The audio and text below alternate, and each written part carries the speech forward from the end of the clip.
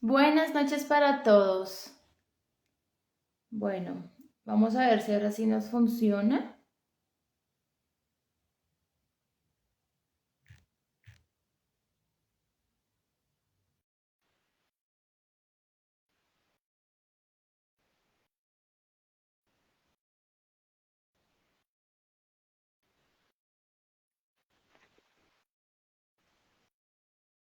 Hola, Estefi, ¿me escuchas?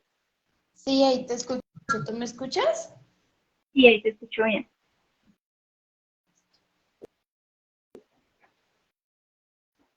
Estoy invitando a Kate y a Angie.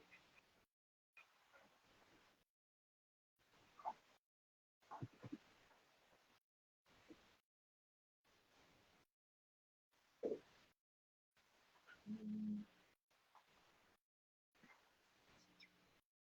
Listo.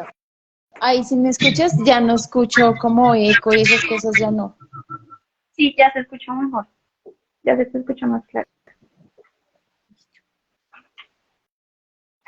Esperamos a ver si se terminan de unir. Y qué pena. Les pedimos miles de excusas. Cositas que pasan. ¿Listo? Sí, Hola. Sí, listo, ya, creo que ya. Listo, perfecto. Súper. Listo. Faltan. Angie. ujú. Listo, ya lo invitación. Ay, bueno, cositas que pasan por La, estar en vivo. la Les pido tecnología, sí. De miles de, acuerdo. miles de excusas. Nos falta Angie.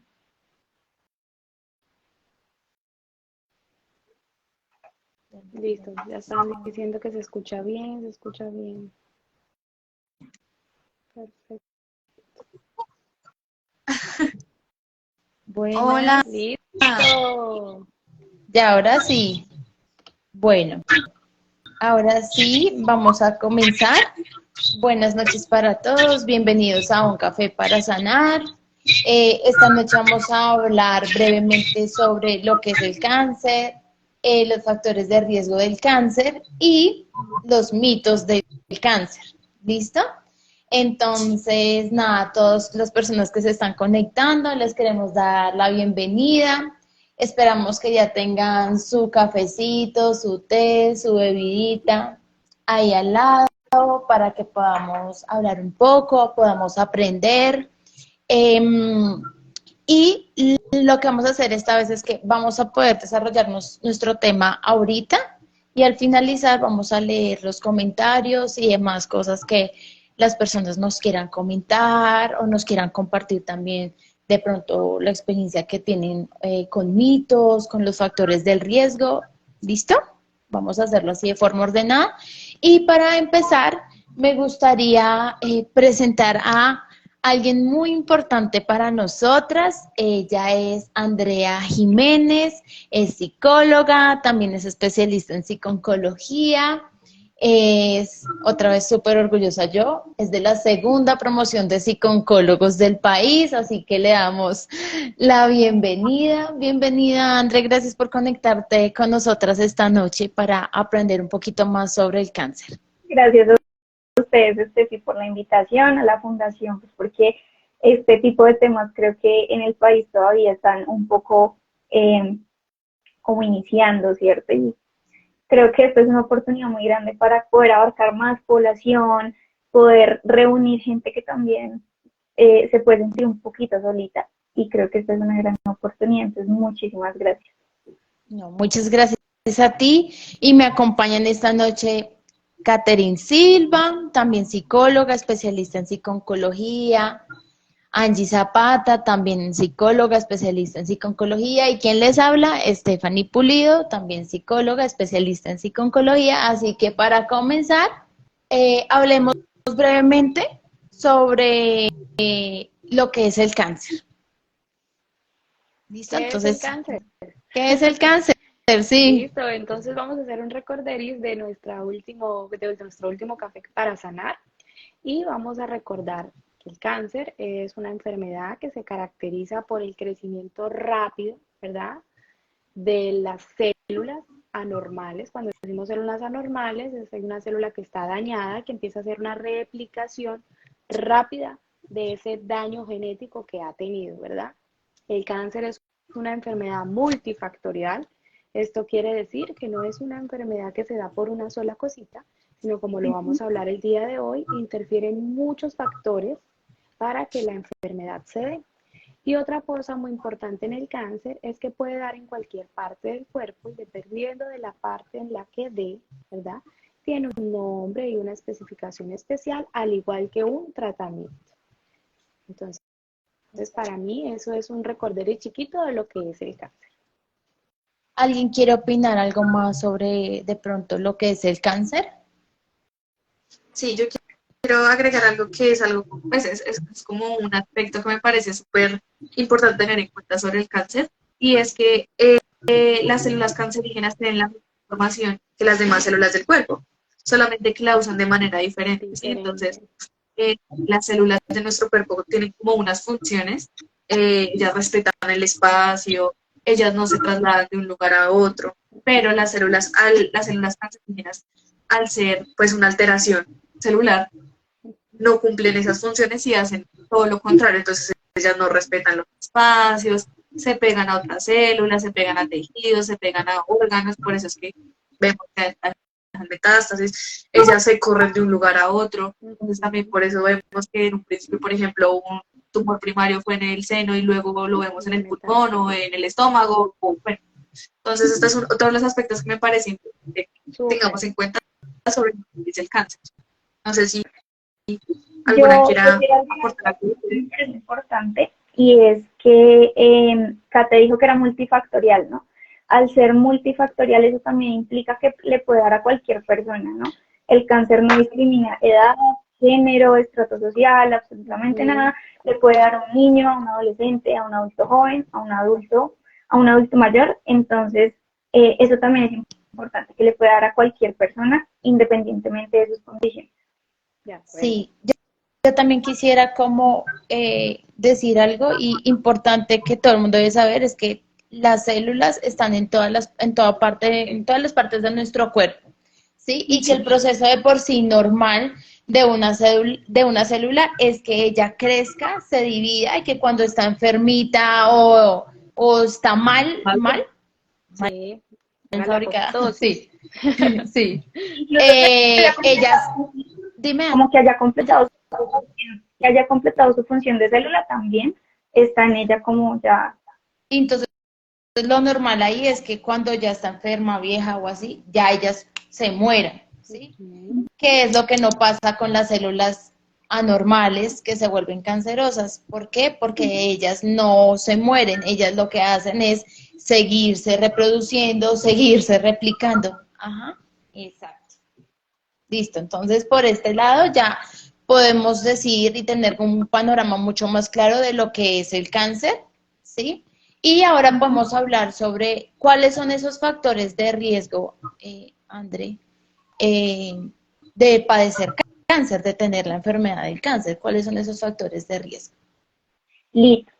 Entonces acá, para introducir este tema, creo que es importante poder aclarar qué es un factor de riesgo para poder ya profundizar en eso. Entonces, un factor de riesgo son condiciones, conductas, estilos de vida o situaciones que como personas nos exponen a un mayor riesgo de desarrollar alguna enfermedad, ¿cierto?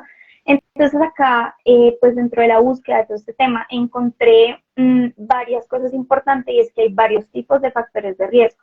Los primeros son los conductuales, que son conductas que nosotros como seres humanos hacemos voluntariamente y que debido a estas conductas, pues aumentamos como el riesgo de desarrollar alguna enfermedad, ¿cierto? Como el tabaquismo, el alcoholismo, la dieta que decidimos hacer todos los días, lo que comemos.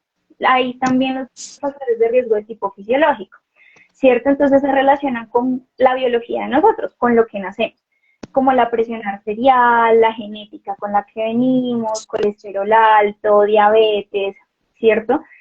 Otros son los factores de riesgo demográficos que tienen que ver con la población en general, como lo decíamos ahorita, la edad, el género, el trabajo que desempeñamos. Los factores factores de riesgo genéticos, como lo decíamos, pues estamos hechos de células, ¿cierto? Y esas células pues tienen como un material genético ahí que las diferencia y que nos diferencia de los demás.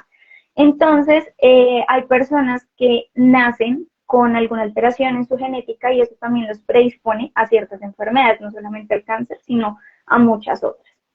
Y entonces acá es importante dos cosas. Primero, que el hecho de que yo, como persona, como ser humano, tenga un factor de riesgo no implica que sí o sí voy a desarrollar cierta enfermedad.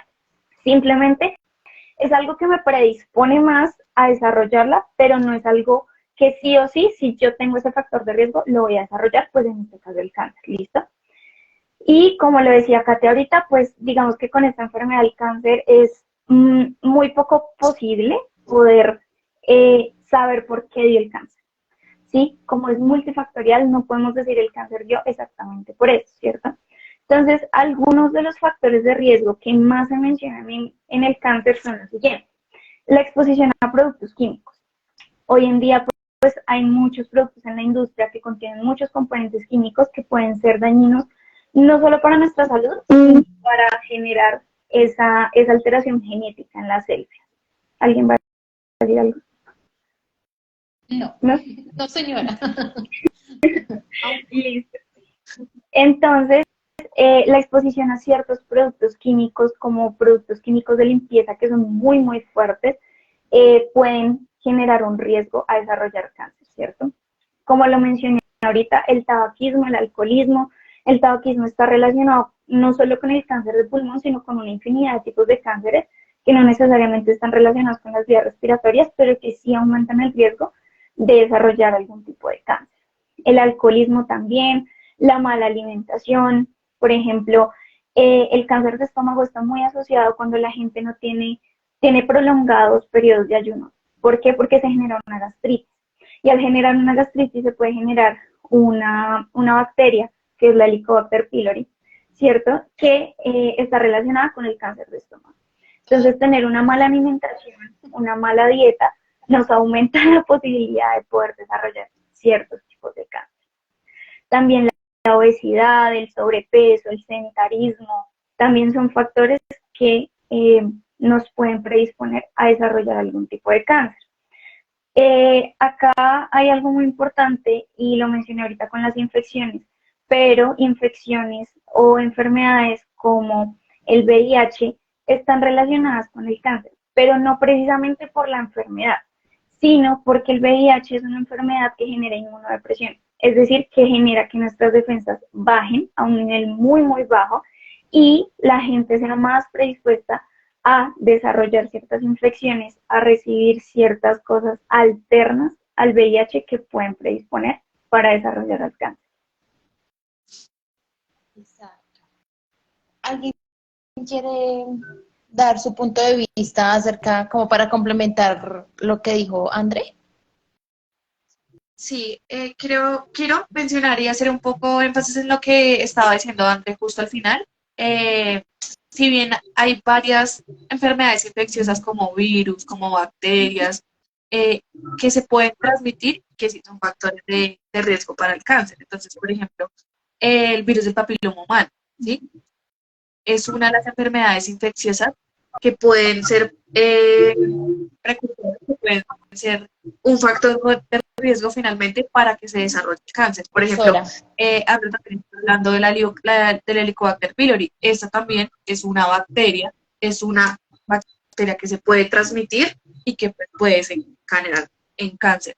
Entonces, me parece importante como hacer precisión a esto, como este tema de virus, bacterias e infecciones que pues ahora digamos que en el momento en que estamos pues son muy comunes por todo, por la higiene de los alimentos, porque pues ya hay pues comida en cualquier lado, en la calle, en otros lugares de pronto no con tanta rigurosidad en la higiene, entonces esto también es algo que me parece importante que tengamos en cuenta. Y quería agregar una que también me parece importante mencionar, y es que estos factores de riesgo que ha mencionado André son como los que conocemos en el cáncer de adultos. Sin embargo, en pediatría hay pocas causas conocidas para factores de riesgo en los niños, ¿no? Entonces, entendiendo esto, es importante resaltar que en el cáncer pediátrico no hay nada que el padre o el niño haya podido hacer para desarrollar. Sí, es verdad. Kate, ¿tú ibas a decir algo? ¿Quieres complementar? No, no, señora, es que no estaba escuchando bien a Angie, no sé si soy solo yo, pero quedó así como que no la estaba entendiendo, entonces no sé si quisiera de pronto reforzar lo que estaba diciendo, porque por lo menos yo me perdí. Ay, yo sí la escuché bien. Yo te Pues sí, escuché bien. en un momentico, pero fue un momentico cortico que como que se entrecortó, Pero pero yo... bien, bueno, si ustedes escucharon, perfecto. No, Kate, si quieres reforzar de pronto algo de lo que estaba diciendo, dale, No, no, no no, pasa no, no. En realidad sí, desafortunadamente en el cáncer pediátrico todavía no se han determinado o no se tiene claridad en los factores de riesgo, ¿sí? De todas maneras se habla que la madre, ¿verdad? Que hay factores de riesgo por el embarazo, ¿verdad? Por lo que la madre, los comportamientos que ha tenido la madre durante la gestación del bebé, ahí es el único como factor de riesgo en el momento para el niño y la genética, sin lugar a dudas que en el cáncer pediátrico, pues la genética influye bastante y es lo que desafortunadamente acostumbramos a ver en la práctica. A mí Ah, me Yo gustaría, acá, ahí me gustaría hacer una precisión, perdón. a mí me gustaría como aportar algo y es que lo ideal sería que como seres humanos tratáramos de evitar como todos estos factores de riesgo, ¿no? Pues sería lo ideal, pero pues el mundo sí ha cambiado un poco y estamos cada vez es más expuestos a todo esto, a todos estos factores de riesgo. Pero entonces sí me gustaría también aclarar dos cosas y es que hay personas que pueden tener un diagnóstico de cáncer y no tener ningún factor de riesgo conocido, por ejemplo, los que hemos dicho, o hay personas que pueden tener dos factores de riesgo conocidos y no tener ¿De cáncer, acuerdo? ¿sí? Entonces, siempre, de todas maneras, siempre sí va a variar. Sí. Quería como aclarar esas cositas. total. Igual, Yo hay, quisiera, dale, hay un factor de riesgo que tal vez se me olvidó mencionar y tiene que ver no solo con el desarrollo del cáncer, sino también con el diagnóstico y el pronóstico, ¿cierto? Y es en relación a que en nuestro país hay muchas barreras de acceso en salud. No, lastimosamente no todos tienen la posibilidad de poder acceder a un servicio en salud y esto puede influir en una detección temprana o tardía de la enfermedad, que va a influir a largo plazo en el pronóstico de la misma, ¿cierto? Entonces, este es un factor que está muy marcado en nuestro país, desafortunadamente, porque muchos de los pacientes con cáncer son diagnosticados tardíamente. Y eso influye en que muchos pacientes entren en una fase o paliativa o fin de vida, o incluso entren en una fase de tratamiento muy, muy tardía, donde las posibilidades, lastimosamente, no son tan buenas. Yo le llamaría factor determinante en el proceso del Total, cáncer. sí. Totalmente de acuerdo, sí, eso es verdad. Anto, yo ¿ibas a decir algo? sí, quería agregar que me parece importante también hacer la diferenciación entre, como tal, los factores genéticos y los factores hereditarios, que son dos Ujú, cosas pues diferentes.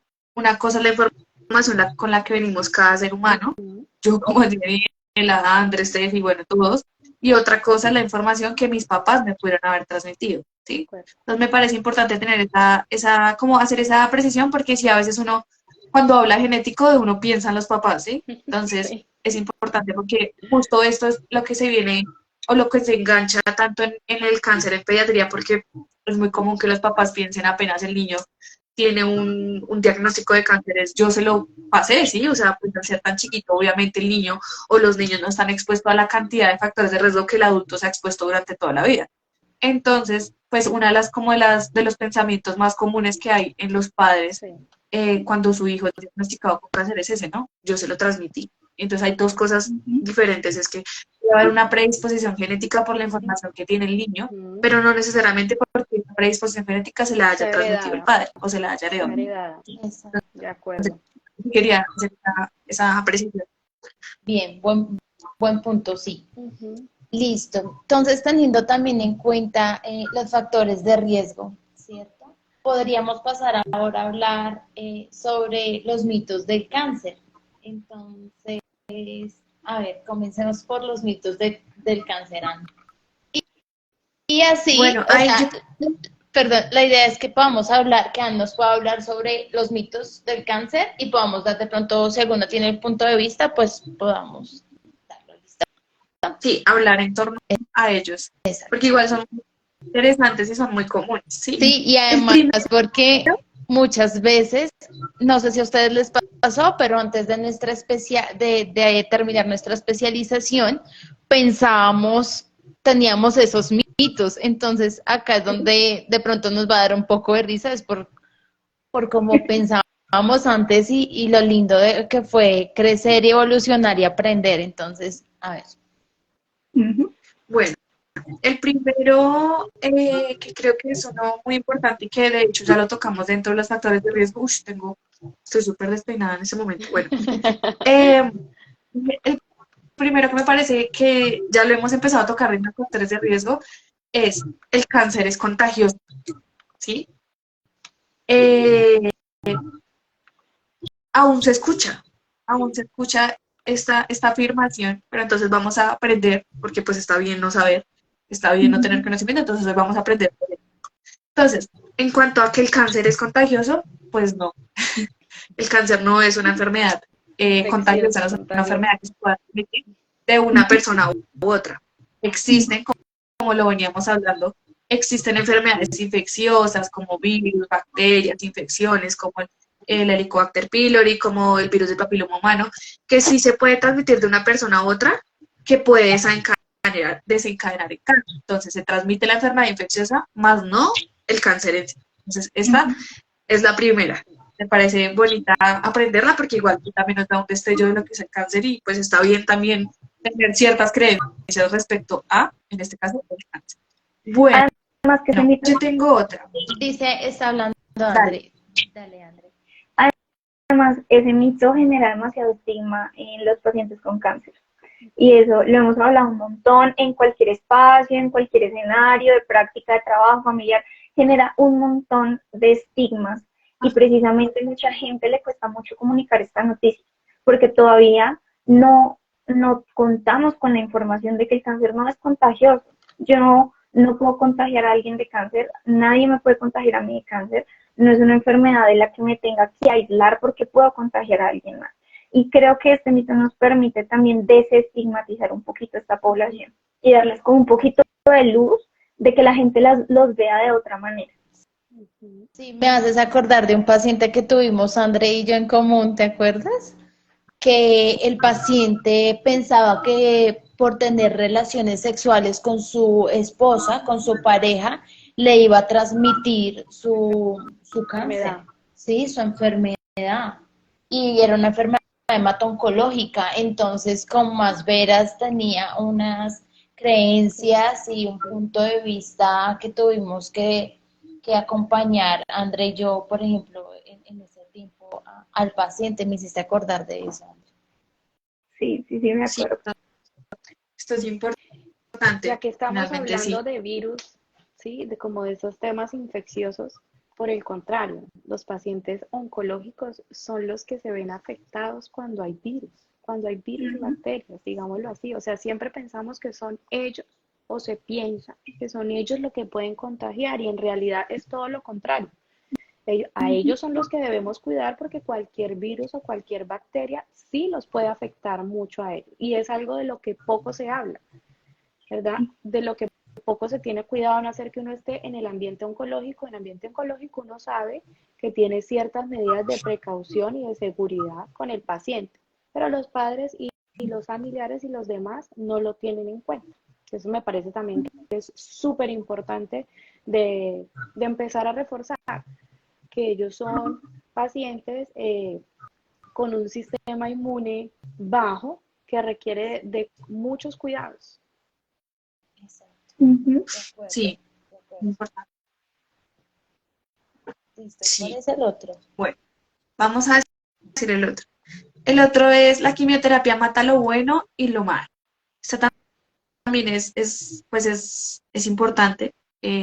También es una que está muy común porque no conocemos bien de qué se tratan los tratamientos, pero entonces volvemos a lo mismo, vamos a aprender. Entonces, ¿la quimioterapia mata lo bueno y lo malo? Falso, ¿sí? La quimioterapia se encarga de destruir las células que tienen un crecimiento anormal o muy rápido, que son malignas. Pero entonces en el cuerpo resulta que tenemos también unas células que se reproducen rápido, como son las células de la sangre. Es por esta razón que también como que se ven afectadas, pero en sí, pues lo que hace es destruir esas células que tienen un crecimiento normal muy rápido, que son una de las características, pues precisamente de las células malignas. Entonces es por esto que estas se ven afectadas, pero no es que vaya a destruir todo, pues lo que tengamos en el cuerpo, ¿cierto? Exacto. ¿Alguna Sí. que es Y que también Kate, dale? también depende de la quimioterapia que se está haciendo. Hay muchos tipos de quimioterapias y no todas las quimioterapias tienen el mismo efecto ni los mismos resultados, ¿verdad? Entonces también depende de la quimioterapia que esté en el bloque en el que esté el paciente, como también los bloques. No todos los bloques son igual. Hay unos que tienen más carga de quimioterapia, de medicamentos, que otros. Entonces, ahí también, dependiendo del bloque, del medicamento que se le esté poniendo al paciente, pues hay una alteración o una deficiencia en esas células y ahí es donde hay esos cambios en las apariencias, en el cabello y demás. No, que es que la quimioterapia, no todas las quimioterapias tienen los mismos efectos y no todos los pacientes responden igual a las quimioterapias. Hay pacientes que en el primer bloque de quimioterapia lo hacen como si nada, ¿verdad? No pasa nada, y hay otros a los que tiene una afectación porque definitivamente todos somos diferentes. André iba a decir algo. Total, Kate me hace acordar de una paciente que yo tuve una vez en sala de quimioterapia y era su primera vez de quimioterapia y esta muchacha era una muchacha súper joven, tenía como 23 años y ella estaba supremamente ansiosa, o sea, ustedes lo habían visto, esa pobre chica lloraba y estaba súper angustiada, casi no podía respirar. Y pues yo fui a hacerle el acompañamiento y me contó un poquito de que era su primera quimioterapia, de que tenía miedo, de que no le habían explicado qué era la quimioterapia, ¿cierto? Y entonces acá me parece importante aclarar que no todas las quimioterapias son iguales. Claro, la quimioterapia es un tema grande que se abarca, es como un circulito grande, pero dentro de ese circulito grande hay muchos tipos de quimioterapia. Incluso hay cánceres que son iguales, por ejemplo, cáncer de mama, pero no todos los pacientes con cáncer de mama tienen que tener la misma quimioterapia. De acuerdo. ¿Por qué? Porque es que también va a depender de muchas cosas, no solo del diagnóstico, sino también de las condiciones del paciente, de su salud, de en qué fase está la enfermedad, en qué estadio lo encontramos, ¿cierto? Entonces es importante que al momento de iniciar una quimioterapia tengamos claro de qué trata y que no todas son iguales, porque es que eso genera mucha ansiedad. Puede que a la paciente al lado tenga una quimioterapia y no se le haya caído el pelo y a la paciente del otro lado sí se le haya caído el pelo. Eso es lo que dice Kate, son efectos que se pueden presentar como pueda que no, va a depender del organismo, de la enfermedad, de la persona, de cómo el cuerpo reciba esos medicamentos. De acuerdo. Sí, creo que sí. O sea, creo que esta información también es muy al lugar precisarla justo en este momento, porque también existen como esas creencias respecto a la quimioterapia y realmente es que en cada caso es diferente. Depende. Siempre lo que les decimos es que pueden haber dos mujeres, ambas diagnosticadas con cáncer de seno y ambas en estadio 2 y se puede comportar totalmente diferente. Pero entonces, por supuesto, la terapia sí tiene como una función específica, también lo percibo de esta manera, es como una agresividad en tanto a efectos secundarios diferentes.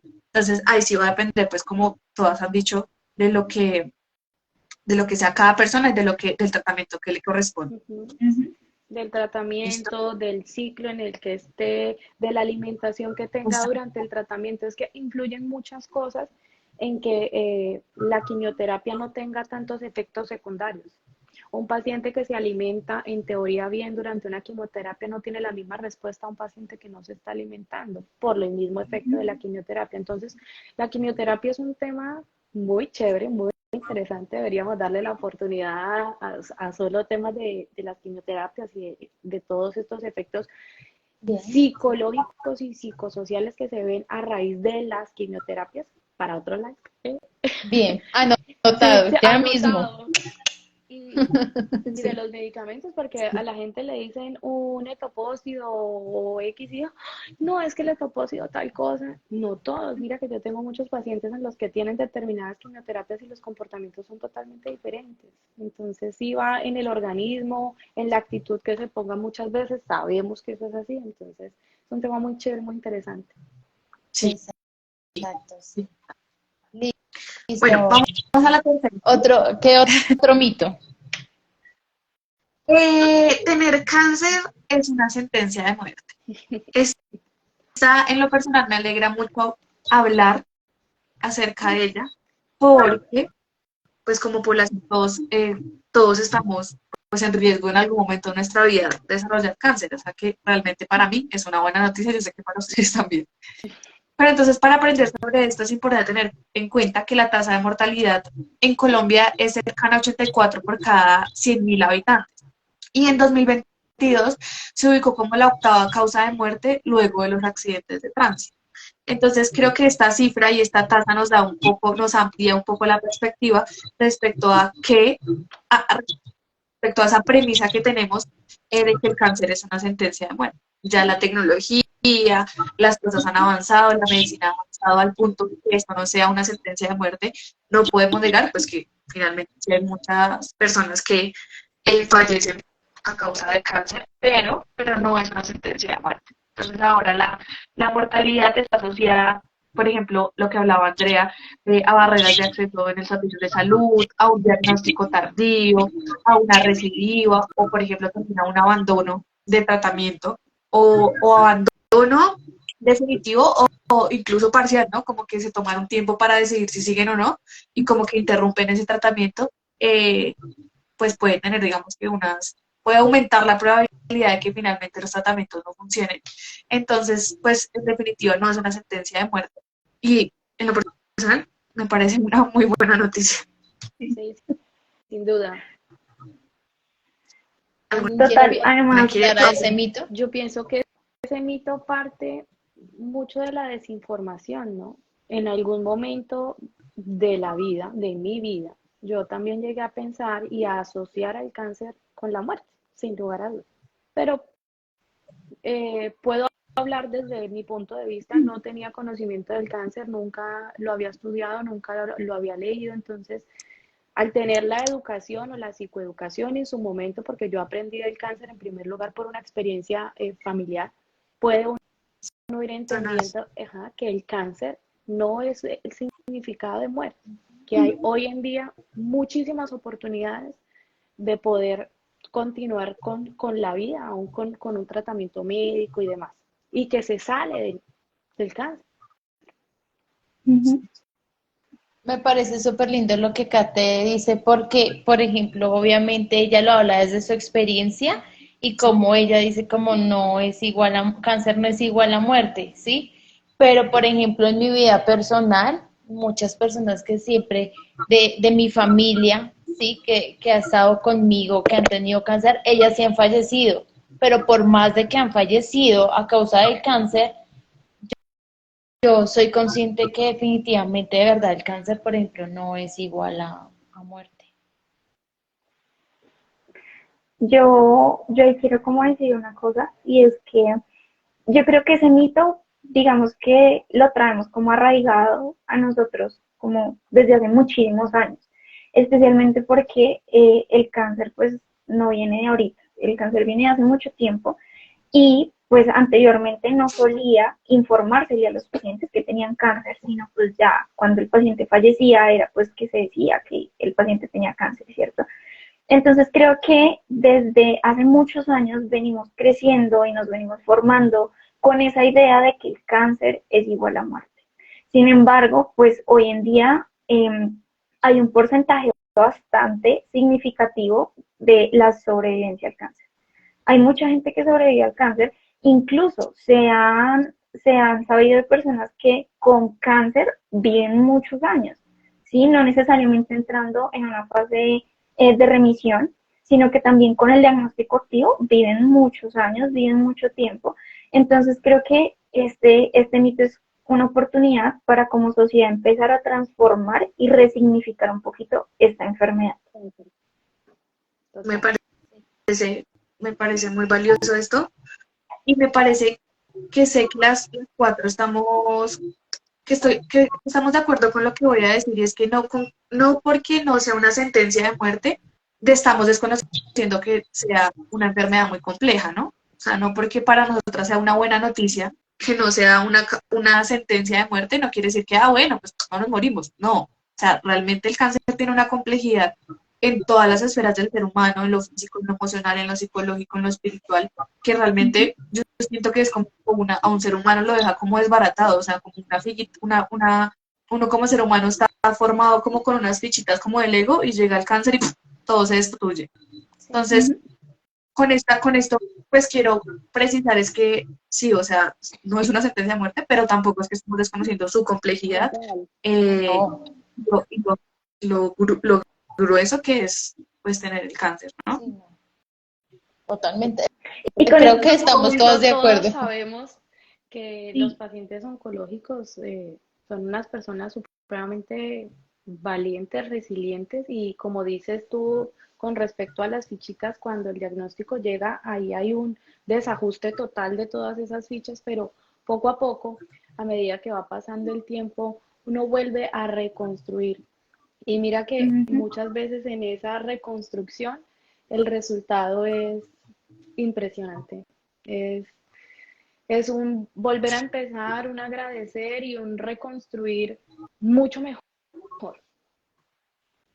Sí, Desafortunadamente a veces totalmente. la enfermedad llega para mejorar muchos aspectos de la vida de los pacientes y como esposa de un paciente oncológico puedo decir que el cáncer a mi vida llegó para derrumbarme en su momento, demostrarme de lo que era capaz, de lo que soy capaz hoy en día y de cómo yo desde mi experiencia y desde el conocimiento claramente hoy en día puedo ayudar a reconstruir a muchas otras personas que están ahí con sus leguitos caídos. Sí, es verdad. Sí, creo André que iba a ese, decir ese es algo. el... Dale. André, ¿tú ibas a decir algo? no. Cuando lo cantas, ¿no? Ah, bueno, qué pena. Sí. Creo que lo valioso que tenemos el ser humano y lo que tenemos los seres humanos y creo que haciendo un poco la metáfora de las fichitas del ego, es eso, que está la oportunidad de volverse a armar, ¿no? Ujú. De que tenemos la oportunidad de volver a reconstruirnos luego de situaciones tan difíciles como un cáncer, como un diagnóstico de cáncer. Tanto uno como paciente como los seres que nos rodean y que nos quieren. Sin duda algunas, eh, ellos también se destruyen y les toca volver a empezar a construirse a poquito. Bueno, este otro, ¿sí? Los teléfonos celulares, los cables de alta tensión o algunos electrodomésticos causan cáncer.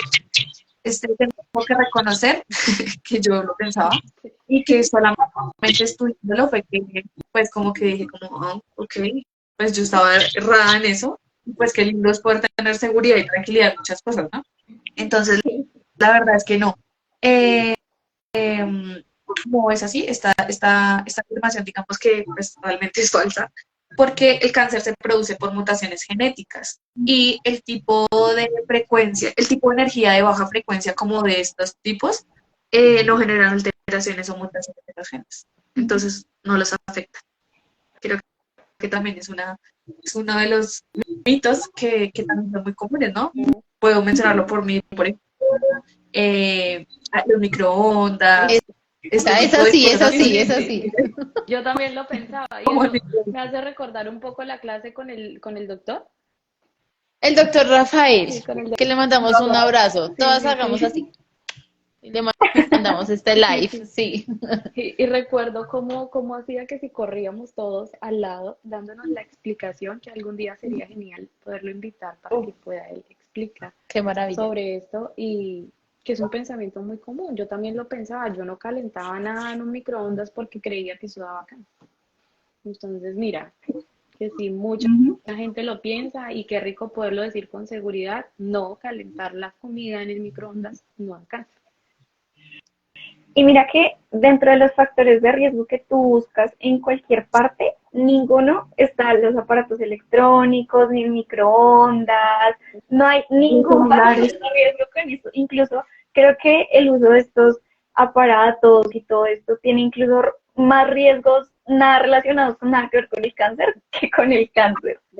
Es que ese mito, o sea, sí es verdad lo que dice Andrés, ese mito no está contemplado, me da risa, no está contemplado en ningún lado, sino que es como ese voz a voz, ese corrillo, y ese teléfono roto, súper roto, que ha estado llevando esa información a cada una de nosotras también que llegó, y a todo el mundo, pero sí, sí, es verdad. Y como decía el doctor, ¿no? Que en esas clases que nos gustaron tanto y veo que a las 4 nos impactó su enseñanza, su gran enseñanza, como él decía, todo en exceso es malo. Obviamente, si tú coges el horno microondas y todo el tiempo calientas es en esa vasija en plástico, en vez de que sea de vidrio, y calientas todos los días en el horno, pues obviamente todo en exceso es malo. ¿Sí? Entonces, eso también es importante, tener en cuenta esa palabra. Sí, sí, finalmente sí. Bueno, esta otra, ¿sí? Esta creo que es muy importante. Sí, yo soy como... Creo que es muy importante porque tiene una repercusión, ¿sí? O sea, no solamente tener en cuenta o tenerla en cuenta por tener este conocimiento y por aprender, porque finalmente, pues si dejamos de meter la cuquita en el microondas, pues no nos va a pasar nada, pero es que esta justo sí genera repercusiones. Entonces, dice, las hierbas medicinales pueden curar el cáncer. Entonces, no. La respuesta es no.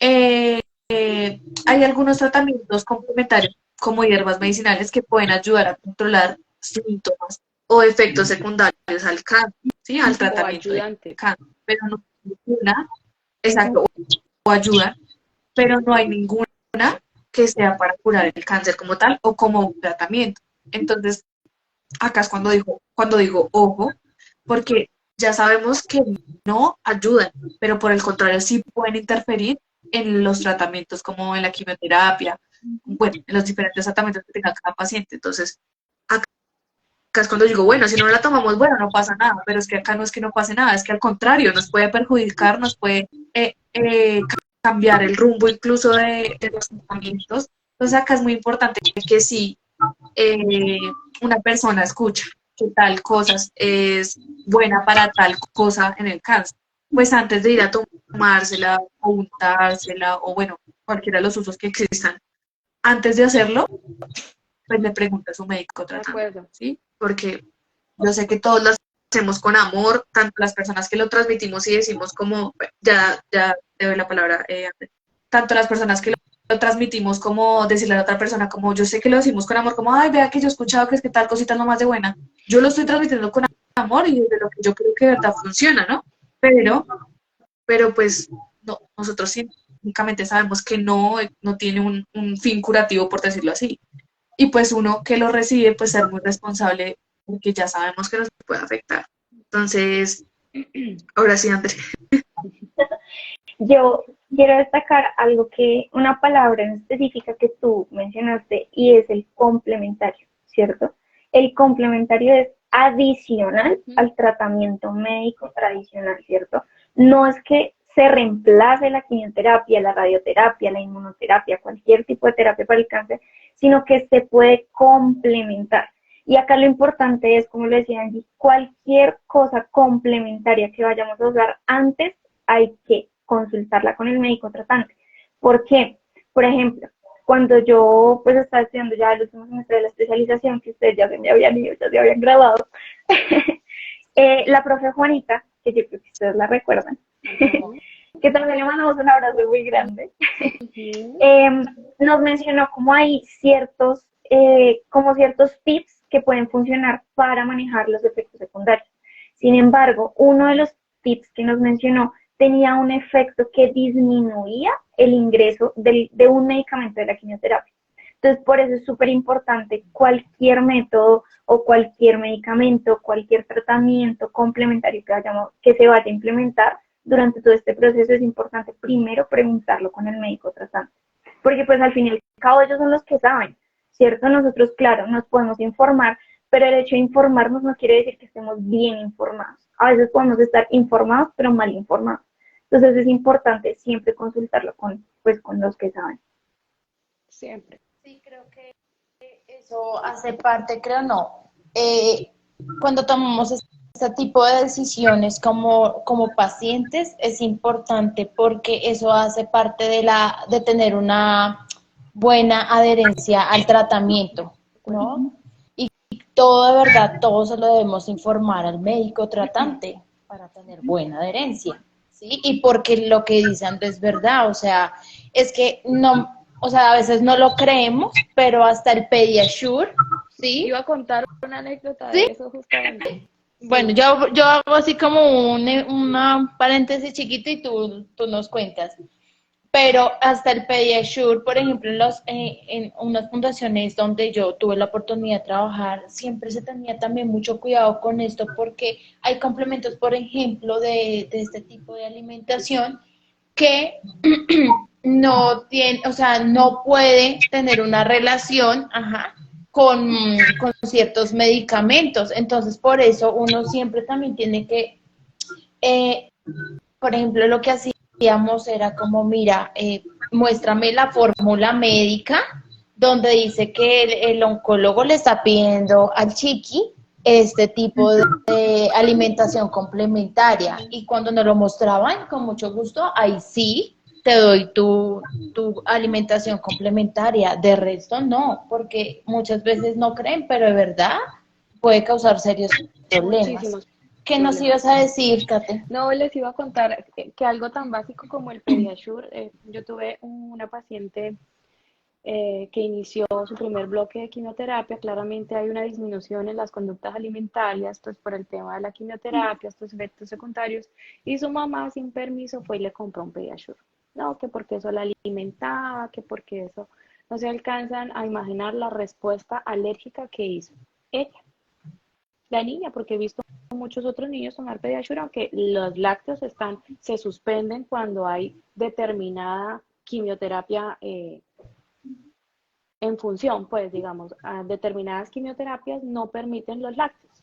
Y la mamá, Y es que es lo que es, por más sí. hacer, con ese mito de que si le das Pediasure, el Pediasure le va a ayudar, el Pediasure, y pues en este caso la niña hizo una reacción alérgica y se nos puso mal. La importancia, volvemos a lo mismo, esta anécdota no es más sino para contar la importancia de siempre consultar antes de darle a un paciente oncológico más en tratamiento activo, en quimioterapia activa, antes, durante y posterior a preguntarlo todo, porque cualquier cosa puede influir en una mala reacción. Y lo que hablábamos antes, que también de todas maneras no todos los cuerpos son iguales. Entonces, también, o sea, llámese agüitas de no sé qué, llámese góticas de no sé qué bajo la lengua, llámese sangre de chulo, porque yo creo que a todos Sí, nos ha llegado un paciente diciendo que si la sangre de chulo es sí, buena y eso lo va a curar, o sea, de verdad, o sea, no, o sea, hay que, lo bueno de buscar información verídica es también para que aprendan a tomar decisiones basadas en la ciencia y de forma acertada. Sí, sí, creo que sí. ¿Nos falta algún Bueno, otro? sí, y me quedan dos. Listo. No sé si alguna tenga adicional que podamos comentar, pero me quedan dos. Eh, este, si alguien en mi familia tiene cáncer, yo también voy a tener cáncer. ¿Sí? La respuesta a este es que no necesariamente. Cerca del 5 al 10% de los cánceres eh, son causados por mutaciones genéticas heredadas de los padres. Entonces se considera, por ejemplo, que un cáncer es hereditario o familiar cuando el mismo cáncer está o aparece en varios miembros de la familia. No porque solamente cuando haya tenido ya es algo hereditario, ¿no? Sino que aparece el mismo cáncer en varios miembros de la familia. Eso quiere decir que entonces el restante, del 90 al 95% de los cánceres son causados por los demás factores de riesgo que ya hemos mencionado. ¿Sí? Acá creo que es importante también retomar eso que hablábamos en un principio, y es que pues el adulto durante toda la vida se expone a muchos factores de riesgo que pueden irse sumando para que se desarrolle un cáncer.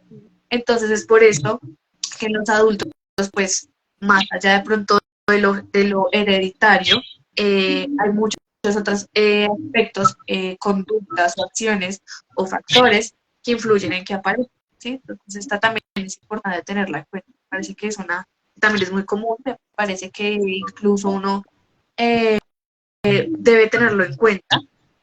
También para como desmentir esa premisa, pero también para estar alerta, ¿sí? Si mi abuelo tuvo cáncer de colon y mi tío fue diagnosticado, pues, hey, acá entonces sí tenemos que tener como una señal, como una campaña. Esto sí es importante porque mi familia ya se está viendo, ya se ha visto. Entonces, tanto para desmentir como para decir, ojo, con las personas que tengamos o que tengan a lo largo de su vida familiares con cáncer en específico, con algún cáncer en específico. Sí. No sé si alguna quiere implementar algo. Yo creo ¿No? que ahí también es importante el hecho de, creo que es, o sea, lo he escuchado y creo que también lo leí en alguna parte, y es que no necesariamente es hereditario porque son dos personas de la familia, ¿no? También se tiene que considerar que de tanto hay más personas, más generaciones con Más cáncer. generacional, sí.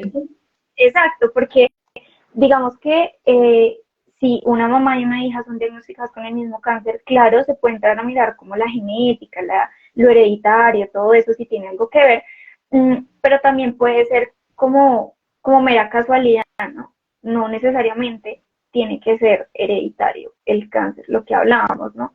No, la mayoría de cáncer no suelen ser hereditarios, pero sí hay casos. Por eso toca tener cuidado. Y hay determinados tipos de cáncer, como por ejemplo el cáncer de mama, que sí tienen mucha influencia hereditaria, Uh-huh. por ejemplo. No son todos los cánceres, hay algunos en especial que sí tienen bastante, digamos, los carga hereditaria, que se viene como de gente que, o una al menos en la cáncer de mama. Sí. Listo. Bueno, vamos al último. Ujú. Si nadie en mi familia ha tenido cáncer, no tengo ningún riesgo. Creo que acá son los extremos, ¿no? Si alguien tiene, pues yo voy a tener, y si alguien no tiene, si mi familia no tiene, pues yo no nunca voy a tener. Importante también, igual, tanto para desmentir como para educar en el autocuidado, en los síntomas de alarma, en tenerlo presente para actuar pues justo a tiempo, ¿no? Y no que se nos dé un diagnóstico tardío, bueno, todas las variables que pueden existir. Entonces, si nadie en mi familia ha tenido cáncer, no tengo ningún riesgo. Pues no, cerca del 38% de la población va a ser diagnosticada en algún momento de su vida con cáncer. Entonces, acá volviendo a retomar lo que explicábamos al principio de que el cáncer es una enfermedad multifactorial. Hay muchas causas que influyen en que esta enfermedad aparezca y se desarrolle. Entonces, pues teniendo en cuenta eso, teniendo en cuenta que estamos expuestos constantemente a diferentes factores, que ya los mencionó André, pues todos los seres humanos tenemos probabilidades de que en algún momento de nuestra vida desarrollemos algún tipo de cáncer. Entonces, importante pues estar alerta de los síntomas, importante tener en cuenta esta información, importante tener en cuenta que todo en exceso es malo, tanto todos los factores de riesgo como las diferentes actividades que podamos hacer en la vida. Y con yo termino los que yo tengo, no sé si no tengo alguno adicional o si también tenían en mente estos. Yo tenía uno y es el A ver, azúcar. dale. el consumo del azúcar y con ese venía desde hace mucho tiempo, antes de la especialización, venía, y es más, en algún momento, yo lo estaba diciendo la vez pasada en nuestro segundo episodio de podcast, yo decía, en algún momento cometí el error sin querer queriendo, pues de informar o dar esta información también a un familiar que quiero mucho, que tenía en ese momento un diagnóstico oncológico y que ahorita está en controles. Pero le decía como, no puedes comer nada de azúcar, ¿sí? Entonces, el punto acá es que al final, el comer mucho azúcar o no, ¿sí? De todas maneras es un mito, ¿sí? ¿Por qué? Porque de todas maneras, sí, las células cancerígenas les encanta alimentarse, ¿cierto? Ellas son felices, Sí. se alimentan de todos esos azúcares, a diferencia de las células normales que son más calmaditas, ¿sí? Pero lo cierto y el punto que quiero llegar es que faltan más estudios, ¿sí? Que den fe de esa relación que hay entre el cáncer y el azúcar, ¿sí? Ya hay unos indicios, sí, ya hay unos indicios, pero falta mucha más información para desmentir eso y decir, o sea, no, esto ahora sí es verdad, ¿sí? A ese punto es el que yo quiero llegar. Entonces, y yo ese mito, yo tenía esa información en mi cabeza hasta cuando, pues ya tuve hice la especialización. No sé si a ustedes les pasaba igual. Es un mito Creo que que yo se lo aprendí en escucha la demasiado. especialización. ¿Tú también lo aprendiste en la especialización? Sí, yo también. Sí, creo que todas. Yo sé que al cáncer le gusta el azúcar. Sí, Digamos que no es un predisponente, o sea, si yo como mucho azúcar, lo que yo pienso, ¿no? Si yo sí, como mucho azúcar me va a dar cáncer, no, pero sé que si hay un proceso, un paciente activo con la Oncólogo. enfermedad, la reducción del azúcar sí es importante. No Ujú. que no, dejemos y de cuidarnos, comer azúcar, no, y en general mejorar la eh, alimentación y exacto, iba una a decir disminución. eso. Porque el azúcar viene en diferentes presentaciones, no solo la chocolatina, el dulce que nos comemos, también viene la fruta, Delgadito. los alimentos, vienen diferentes presentaciones. Es que ese es Entonces el creo que también cuando problema. nos dicen azúcar, nos imaginamos pues la dulcería y comiendo los dulces, y no, el azúcar y la glucosa vienen en infinidad de presentaciones, entonces por eso es importante también tener cuidado. Además, la glucosa también es importante para el cuerpo también necesita Necesaria. glucosa, y como lo dijo Carlos, una cosa es disminuir su consumo y otra cosa es quitarlo del todo, porque la glucosa también es necesaria, ¿cierto? Pero entonces ahí está la importancia de también seguir las recomendaciones del nutricionista. Exacto, sí. Bueno, entonces, teniendo en cuenta, no sé, ¿ninguno tiene algún otro mito? Yo quería hablar de uno muy importante que es especialmente relacionado con nosotras, y es el mito de que el estrés y los problemas emocionales causan que el cáncer empeore o avance más rápido, ¿cierto? Que tengo que estar positivo todo el tiempo, porque si no estoy positivo, entonces no sirve la quimioterapia, va a avanzar más rápido, no me va a curar, ¿cierto?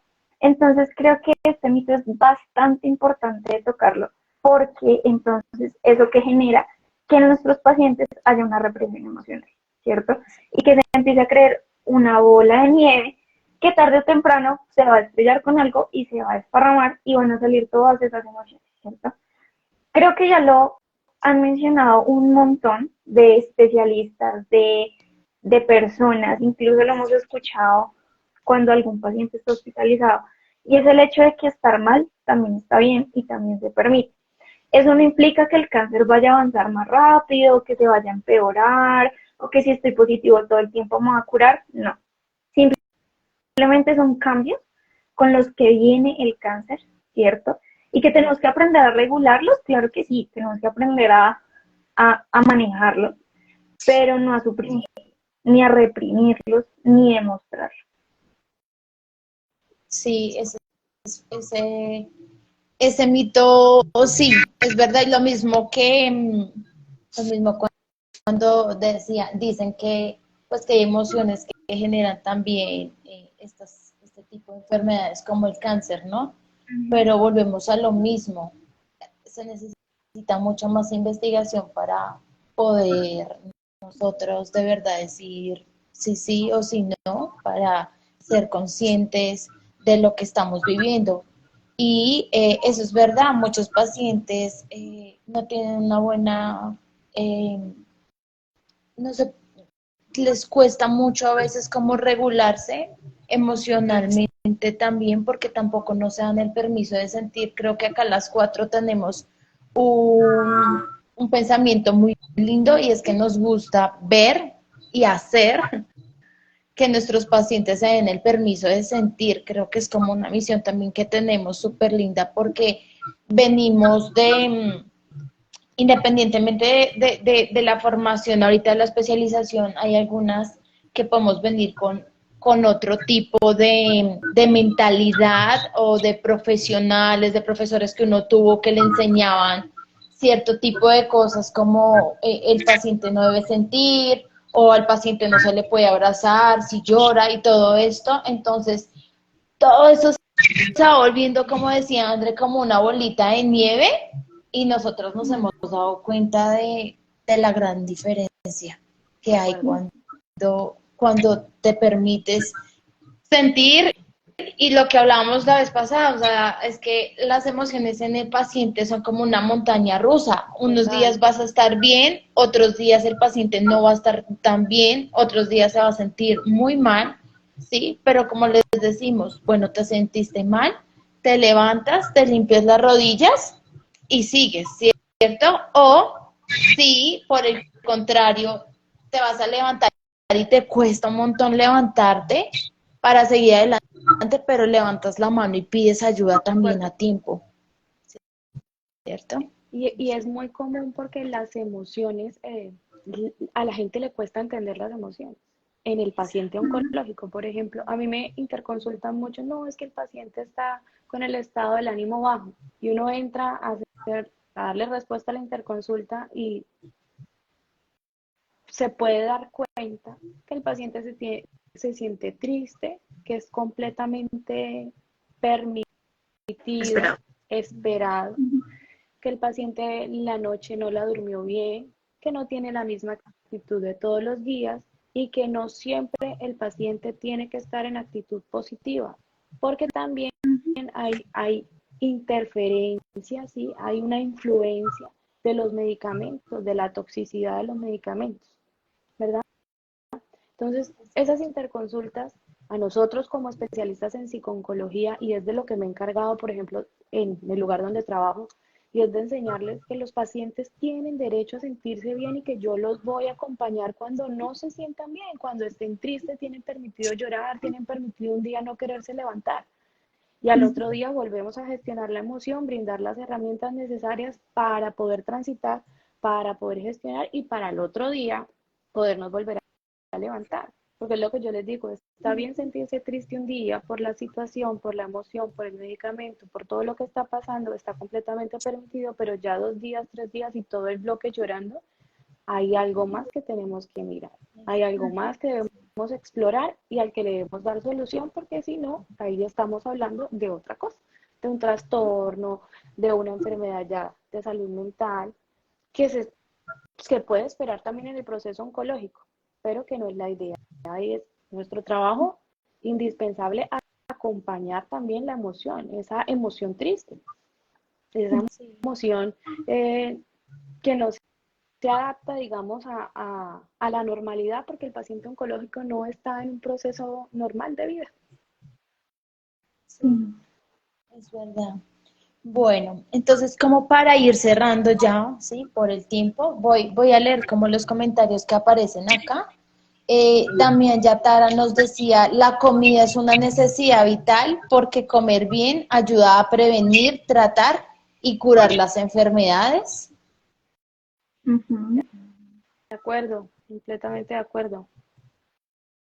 Sí. Estoy mirando acá. Sí, el tema de la alimentación.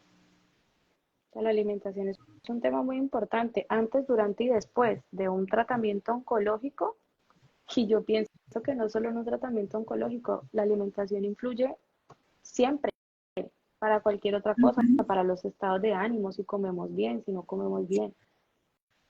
Por Además, un acá paciente que es, se alimenta bien puede recibir bien el tratamiento también, porque los tratamientos para el cáncer son supremamente fuertes y el cuerpo también tiene que estar fuerte para poderlo De recibir. acuerdo.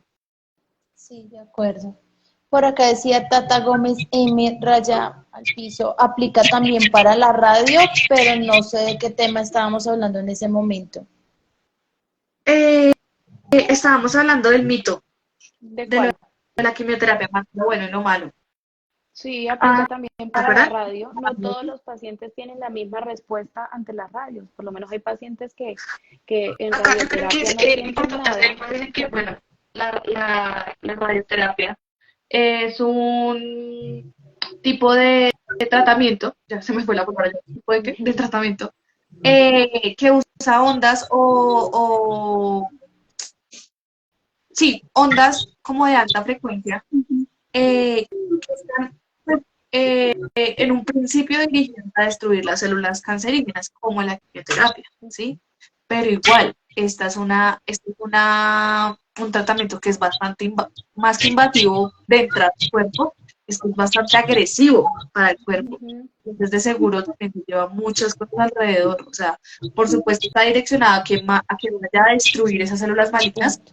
pero se llevará también células buenas que estén cercanas a eso que se está radiando, por decirlo así. ujú.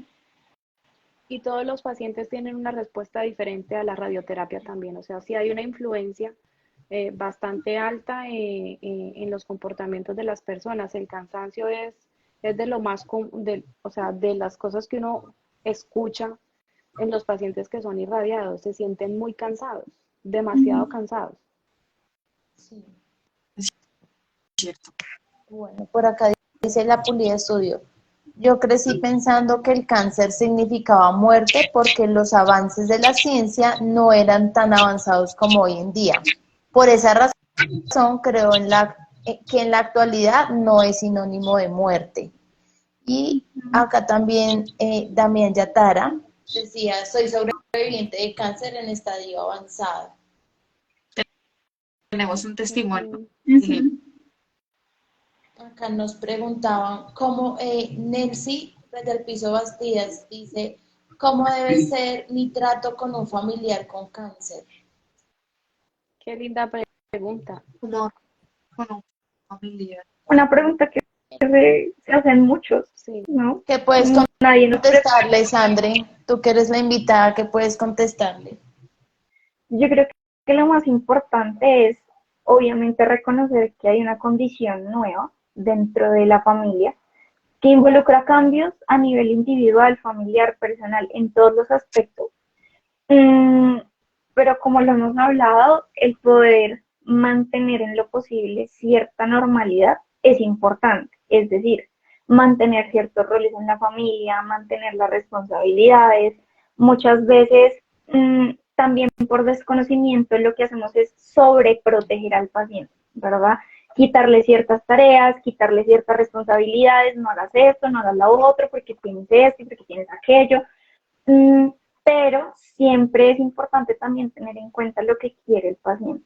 Muchas veces el paciente quiere mantener su independencia y como familia no lo dejamos por nuestro amor, por evitar que de pronto le pase algo más, que les duela, que sí. Creo que mantener esa cierta normalidad dentro de la familia es importante. Ahora también es importante permitirnos como familiares expresar cómo este diagnóstico nos está afectando también a nosotros.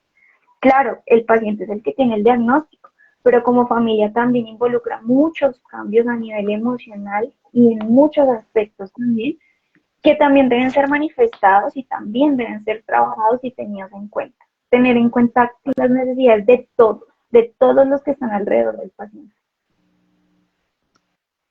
Yo agregaría que acá hay una estrategia muy importante y creo que va a ser la más funcional.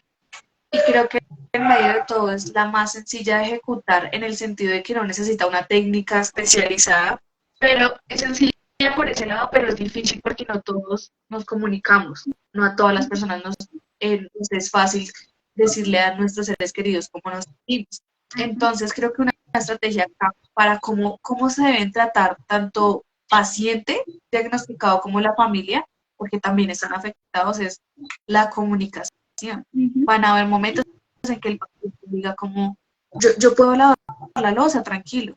Y pues el cuidador dice, ok, ella me está diciendo que quiere lavar la loza, seguramente es porque no quiere perder su independencia, porque todo, pues porque se quiere sentir funcional, porque se siente bien, pero también habrá momentos, entonces, por ejemplo, que tenemos en cuenta la opinión del cuidador y entonces el cuidador, oye, estoy cansado, ¿sí? Porque los cuidadores se cansan, se desgastan, se frustran, sienten mucha impotencia por no poder ayudar al ser querido, sienten mucha impotencia por no saber qué hacer, ¿sí?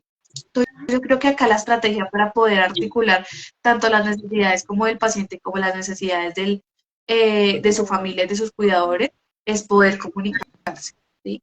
Si yo como, de verdad, si yo como paciente estoy viendo que de verdad esto está siendo difícil, pues quienes van a ser testigos de mi tristeza, de mi dolor, de mi angustia, de mi miedo, van a ser las personas más cercanas, que es la familia, ¿sí? E igual, esto yo creo que es una relación como bilateral, ¿sí? Muchas veces, pues, realmente uno se centra en el paciente, ¿no? Él es el que tiene el diagnóstico, él es el que está enfermo, todos tenemos que girar en torno a él, porque pues él es el que está enfermo, está vulnerable, y tienen toda la razón, ¿sí? Seguramente nosotros como familias también centraríamos nuestra atención en esa persona que está padeciendo una enfermedad como un cáncer, ¿no? Pero entonces, ya teniendo esta información, es importante decir como ambas partes están sufriendo, ambas partes se pueden enfermar, porque un cuidador también, luego de mucho tiempo de desgaste, se puede enfermar y se enferman, ¿sí? Entonces, la manera en la que podemos articular las necesidades de todo es comunicándolas, ¿sí? Cada uno ya como un sistema familiar encontrará las estrategias para hacerlo. Si yo como a Daniela me cuesta mucho hablar, entonces un mensaje, de verdad, no pasa nada, no importa cómo sea el medio, bueno, desde que sea asertivo, ¿no? Desde que no sea de pronto agresivo, grosero, pero no importa el medio, desde que lo queremos comunicar, que se vaya creando esa pauta y esa dinámica de comunicar qué estoy pensando, qué estoy sintiendo. Ahora, volvemos a la misma, habrá días que son muy buenos para el paciente, pero el cuidador está abajo.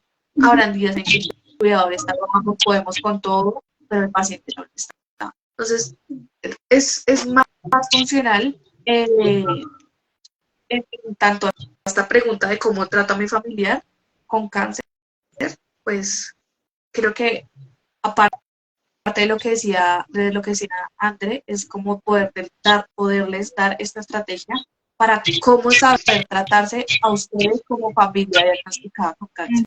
Hay uno que lo padece, sí, pues finalmente la familia es la que hace frente con el paciente.